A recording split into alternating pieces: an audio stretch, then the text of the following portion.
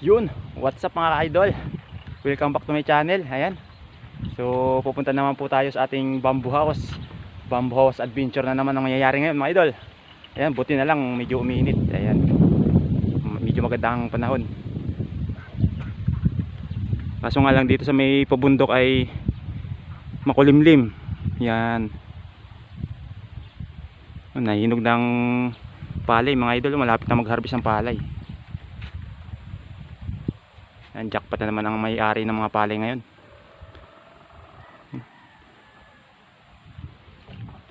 So yun na nga po mga idol, pupunta po tayo sa bamboo house dahil tayo po ay magsusuman ngayon. Sumang balinghoy with buko. Yun, ay mangunguha po tayo ng dahon. Yun, kaya nais ko pong i-share sa inyo yung aking manguha ng dahon. Para malaman nyo po paano manguha ng dahon. Madali lang naman manguha ng dahon. Ang ano lang ay yung iba na hindi pa naka-experience manguha ng dahon ng saging. Yun, kaya gusto kong i-share yung panguha ng dahon para sa suman na balinghoy. Yan, sumang kamuting kahoy sa ibang lugar mga idol.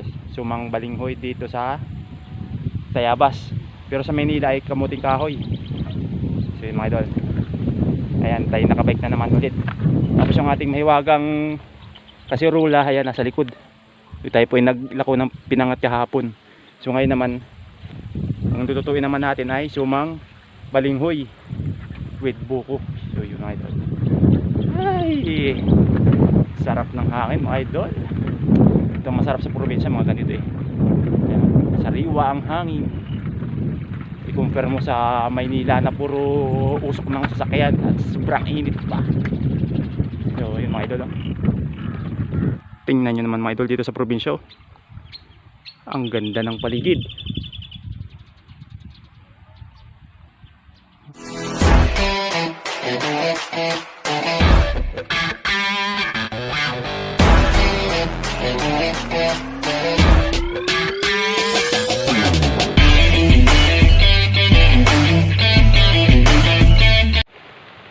Ayan, tayo ay naglalakad na naman.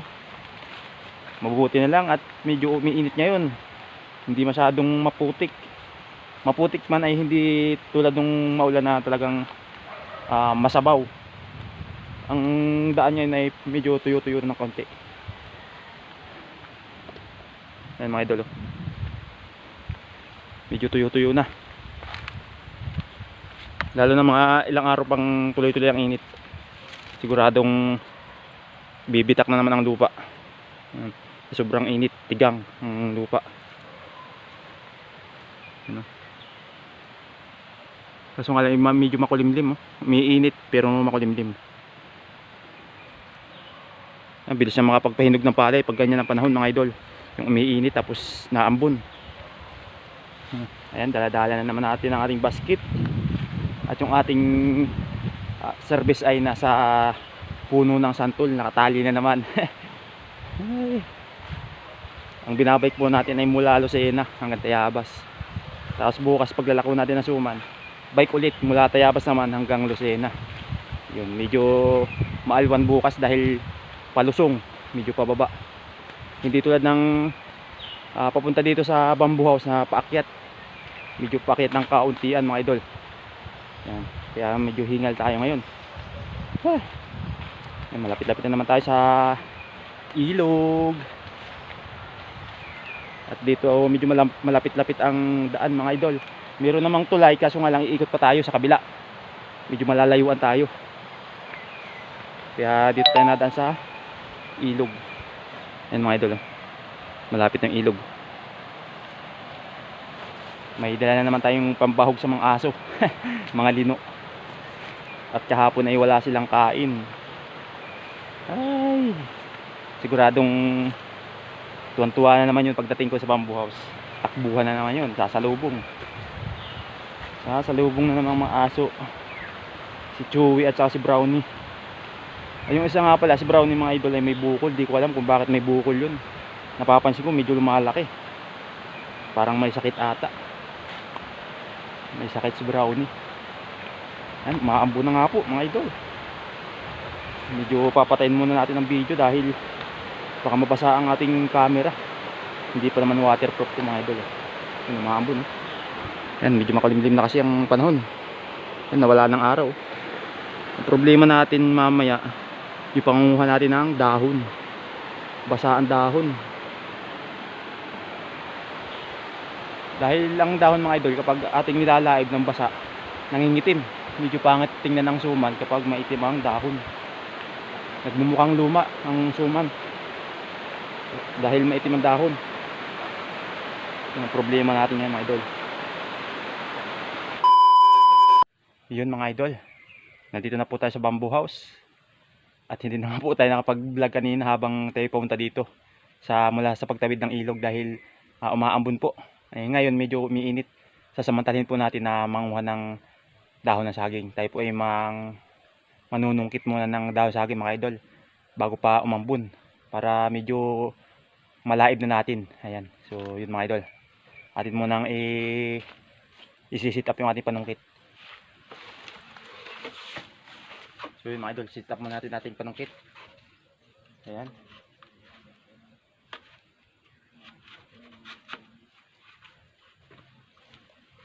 So yun mga idol, okay na yung ating panungkit. Ay manunungkit na, let's go.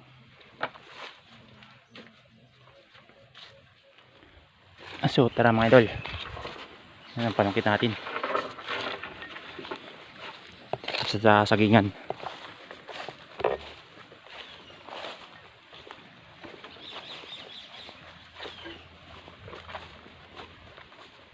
Dito po tayo manunungkit mga idol. Dito maraming dahon ng saging yung mga medyo malalaki para maganda-gandang balutan ng suman. Yan mga idol, daming saging dito. Ayan. Jesus, naambo na.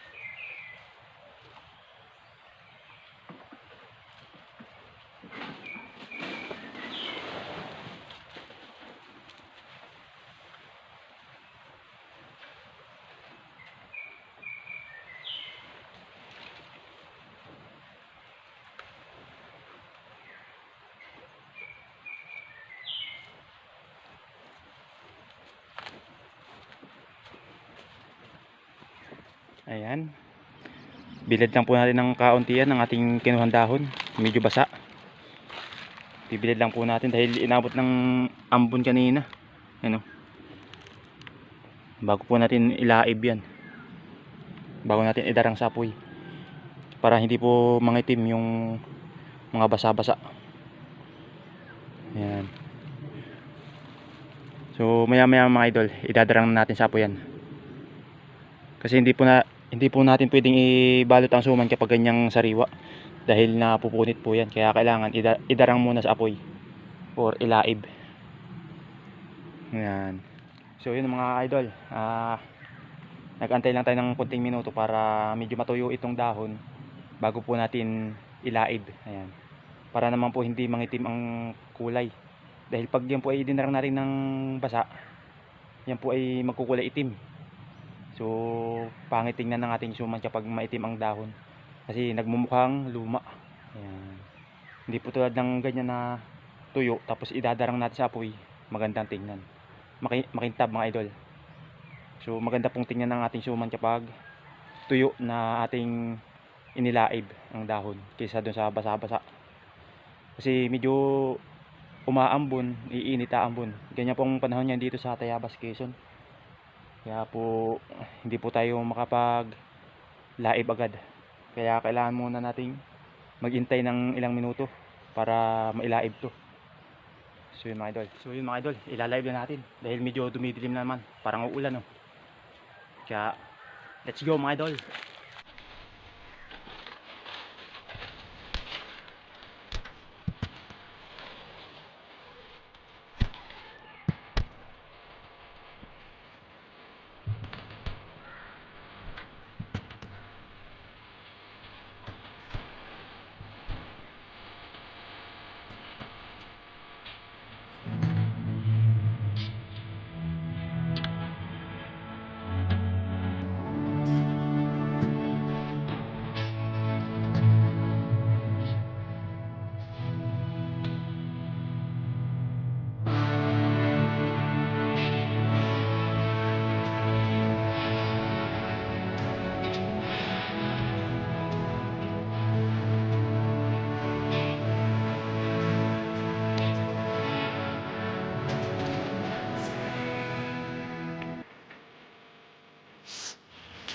A few moments later.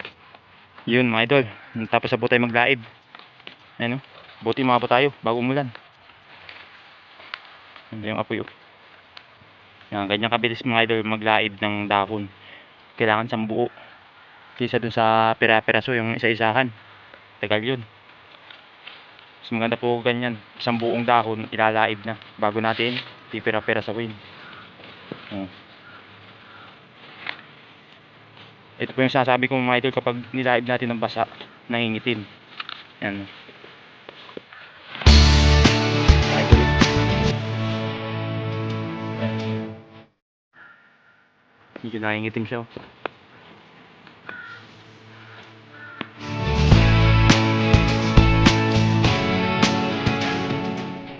Yan. Saan natin pipira-pirasin ng idol.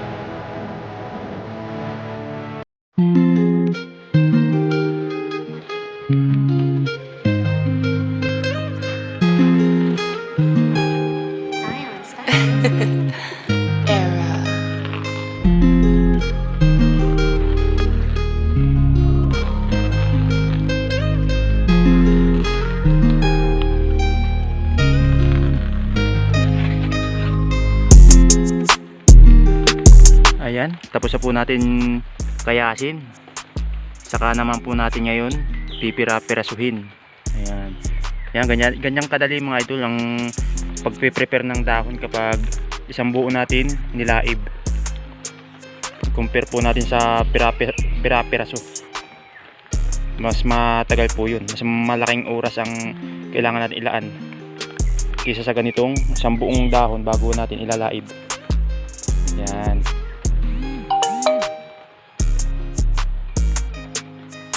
Ganyan po ang technique mga idol sa paglalaib ng dahon para mas mabilis kayong matapos. Yan. Ganyan po ang kadali ang paglalaib ng dahon. So ngayon mga idol, tayo naman ay magpipira-piraso. Tapos yung pagpira-piraso natin mga idol, yung saktong kakasa ang isang pirasong suman. Yung ganun lang kalapad mga idol.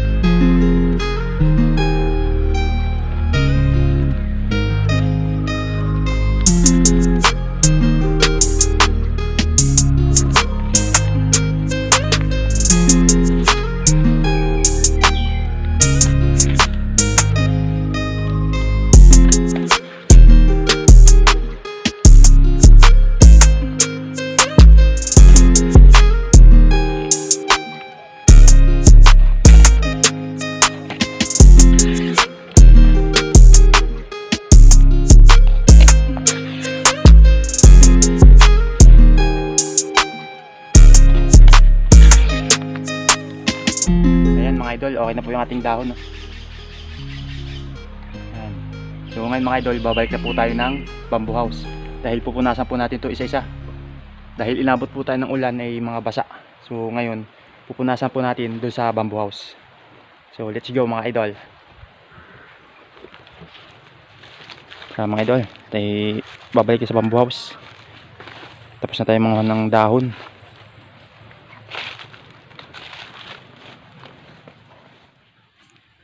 Yan, nandito na po tayo sa bamboo house. Ito nga po yung ating dahon na kinuha, mga basa-basa pa. Kaya kailangan mamaya ay pupunasan natin to isa-isa, oh. Tsaka tatanggalan na rin natin ng ganito. Yan. Tsaka buti na lang may tira tayo ditong dalawang pirasong buko mga idol. Yan. Tira natin nung nakaraang paggawa ng suman. Isasama natin mamaya pag panghalo.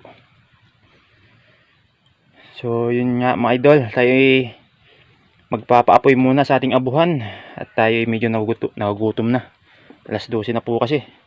Dito tayo makapagkapiman lang muna bago magsaing. Tayo magpapaapoy muna mga idol. At naghahang na rin ang utak ko dahil gutom na nga po. So yun mga idol, nagpupunas na nga po tayo ng ating mga dahon. Ayan, dahil nabasa po kanina, kaya kailangan punasan isa-isa. Tapos mamaya mga idol, tatanggalin natin to, itong ano to. Yan, itong nasa gilid, tatanggalin po yan mamaya. Para po pag nagbalot po tayo ng suman, hindi siya sagabal. Yun mga idol, mamaya yan natin gagawin. So ngayon mga idol, tayo po ay magpupunas lang muna ng ating dahon dahil mga basa pa. So ito nga pala yung ating pupunasan pa mga idol. Dahil kanina tayo nagpunas na ng unti-unti, kaya ito yung tapos na nating punasan. Yan. Yan, marami-rami ito mga idol. Kasi ito yung mga natitira pa. Yan. Kaya pupunasan pa natin ari. Yan mga idol.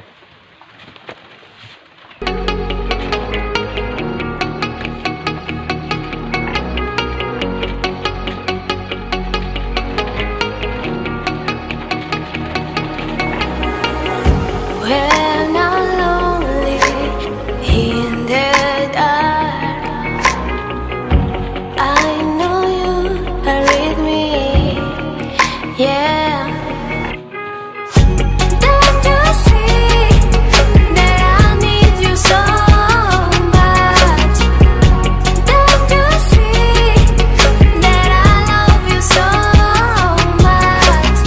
Oh na na na na, oh na na na na, darling, I need your love. Oh na na na na, oh na na na na, darling, I need your love.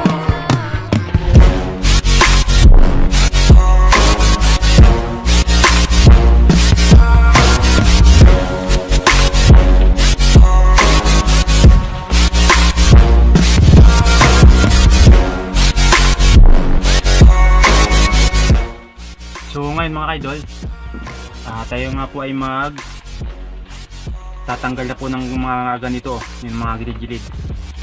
Ayan, dahil tapos na po tayo magpunas, tayo na po ay tatanggal na nito. Yan mga idol, dapat ganyan, oh. Para pag tayo nagbalot, hindi siya sagabal sa gilid, ganyan, oh.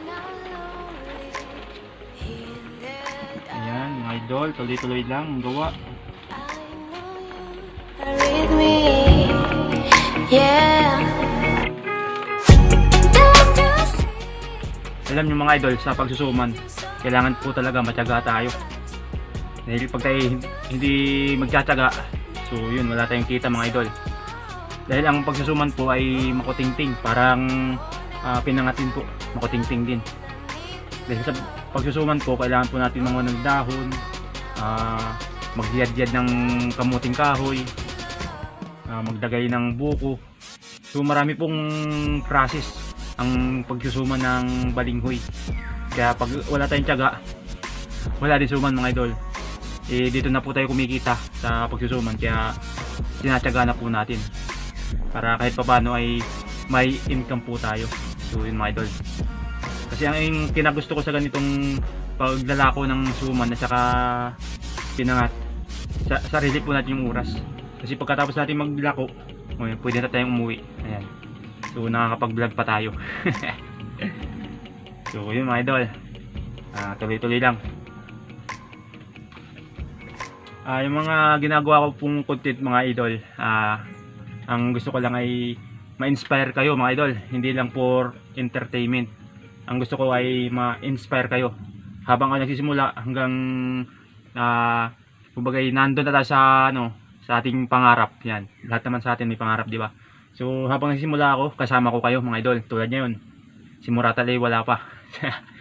Zero pa nga ngayon si Muratal mga idol. Malay natin balang araw umayon sa atin ng panahon. So yun, ma-inspire kayo. So yun po ang purpose ko kung bakit ako nag-upload ng mga video. Ayan, yung mga ginagawa ko dito para kahit paano magkaroon kayo ng idea. Ayan, kung sakali mang papala rin si Muratal. So yun mga idol, hindi ko na po tatapusin itong pag ano ko dito dahil puno na po yung memory ng ating cellphone. So hanggang dito lang po yung video. Medyo puputulin ko muna. At yung gusto pa sana i-video yung pag-harvest po ng kamuting kahoy. Kaso nga lang wala tayong extra memory ng cellphone. Kasi yung memory na po ng cellphone ang ginagamit natin. Yung pasensya na po kayo at may ingay mga aso. May dumaan po kasing aso. Yan. So yun, hanggang dito lang nga lang mga idol. Maraming salamat po sa inyong panonood sa video kong ito. At maraming salamat din po sa inyong walang sawang pagsuporta sa aking munting channel. Ayun. So maraming salamat po. Hanggang sa muli. Ayos. Hi.